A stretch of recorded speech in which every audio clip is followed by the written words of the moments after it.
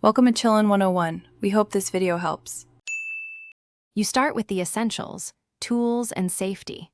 Power the console off, remove the 4 visible back screws, and use a plastic spudger to separate the shell. Work slowly to avoid breaking clips. Once the halves are apart, locate and disconnect the battery connector right away. This prevents accidental shorts while you work. Then, remove the internal screw securing the center PCB and lift the board just enough to expose the L1 and L2 trigger assemblies for the next step. Once done exposing the trigger area, remove the trigger housings and springs so you can inspect the micro switches and contact pads closely. You want to look for wear.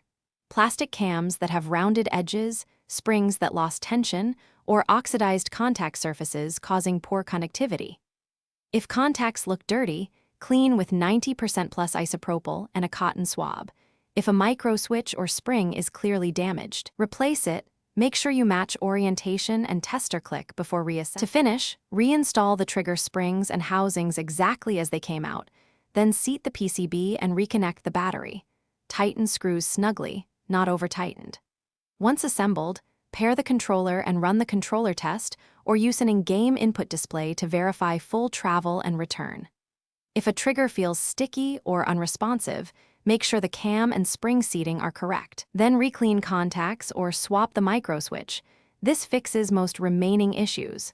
If problems persist, a fresh parts replacement is the next step. Thanks for watching.